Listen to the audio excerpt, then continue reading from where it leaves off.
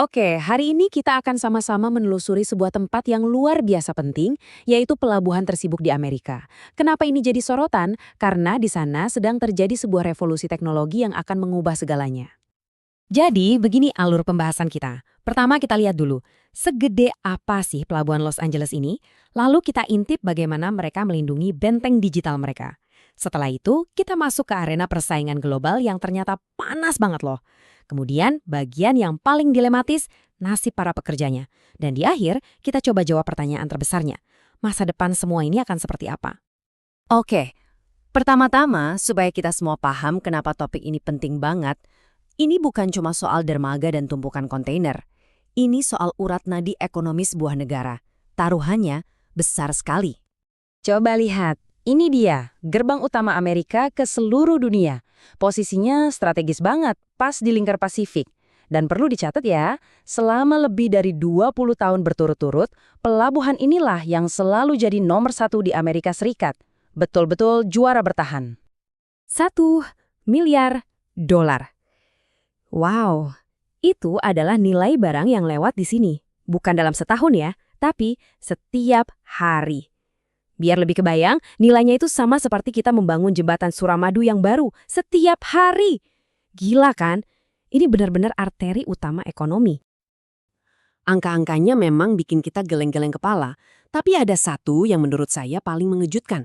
Pelabuhan ini, satu lokasi ini saja ternyata ikut menopang kehidupan hampir 3 juta orang di seluruh Amerika. 3 juta! Jadi jelas ya, kalau terjadi sesuatu di sini, dampaknya bisa kemana-mana. Nah, dengan uang dan barang sebanyak itu yang lalu lalang, jelas dong tempat ini jadi target yang super menggiurkan. Tapi musuhnya nggak kelihatan. Musuhnya ada di dunia maya.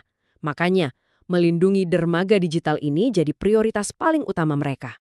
Dan risikonya ini bukan main-main. Kita nggak lagi ngomongin soal jadwal kapal yang telat atau gangguan kecil. Kalau sampai ada serangan siber yang berhasil, wah, itu bisa melumpuhkan total.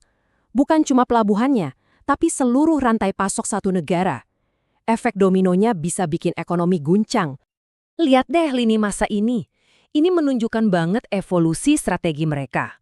Dulu, di tahun 2014, mungkin ibaratnya cuma pasang satu satpam di depan gerbang. Tapi sekarang, di 2022, mereka membangun benteng digital bersama-sama. Ini lompatan besar, dari yang tadinya cuma menunggu diserang, jadi proaktif memburu ancaman. Jadi, apa sih CRC ini?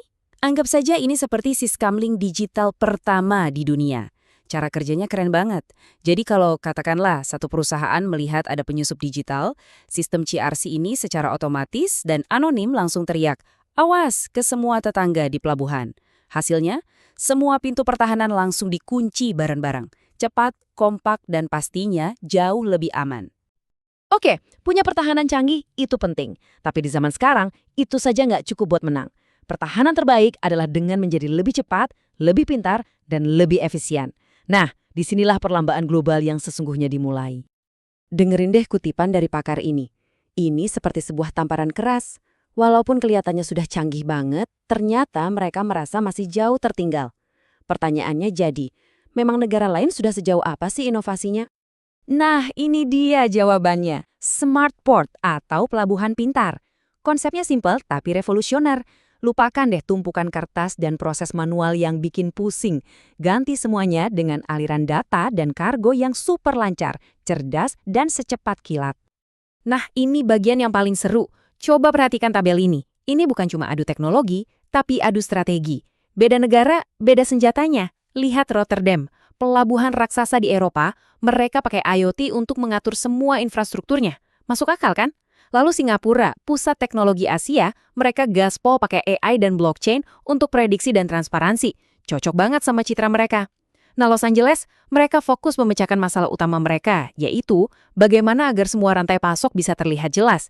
Jadi, masing-masing punya cara main sendiri di medan perang efisiensi ini. Tapi, selalu ada tapinya kan? Semua perlombaan menuju efisiensi super ini membawa kita ke sebuah topik yang sensitif, rumit, dan jujur saja cukup menyedihkan, yaitu tentang nasib para pekerja manusianya. Coba bayangkan pemandangannya. Ini benar-benar seperti nonton film fiksi ilmiah. peti kemas segede gedung diangkat oleh derek robot, lalu diletakkan di atas kendaraan tanpa sopir, semuanya bergerak sinkron, presisi, nyaris tanpa suara. Sempurna. Tapi ada yang aneh, tidak ada satupun manusia yang terlihat. Efisiensi yang luar biasa ini ternyata punya harga yang harus dibayar. Dan harganya adalah manusia. Dengar apa kata pimpinan serikat pekerjanya. Kalau semua jadi otomatis, dari 8.000 orang, yang tersisa hanya 800. Grafik ini berbicara lebih keras dari kata-kata manapun. Potensinya 9 dari setiap 10 pekerjaan bisa hilang. Coba bayangkan, ini bukan cuma statistik, ini soal dapur bisa tetap ngebul atau tidak bagi ribuan keluarga. Dan kita harus ingat, ini bukan pekerjaan biasa loh. Bagi banyak orang, menjadi pekerja pelabuhan itu adalah karir seumur hidup. Itu adalah tiket emas mereka untuk masuk ke kelas menengah. Satu gaji bisa untuk menghidupi seluruh keluarga, membeli rumah, menyekolahkan anak. Otomatisasi ini mengancam tiket emas itu. Inilah yang membawa kita pada tantangan terakhir. Sebuah teka-teki yang jawabannya belum ditemukan. Dan ini tidak hanya terjadi di Los Angeles, tapi di hampir semua industri di seluruh dunia. Jadi, jalan menuju masa depan itu ternyata tidak mulus. Ada banyak sekali rintangannya.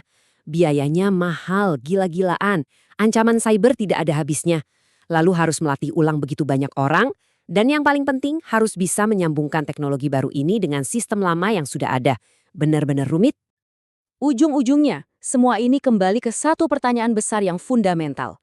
Bagaimana caranya kita membangun pelabuhan masa depan yang super canggih, tanpa meninggalkan orang-orang yang sudah membangun pelabuhan itu di masa lalu? Ini adalah dilema yang akan menentukan bukan hanya nasib satu pelabuhan, tapi juga masa depan dunia kerja bagi kita semua.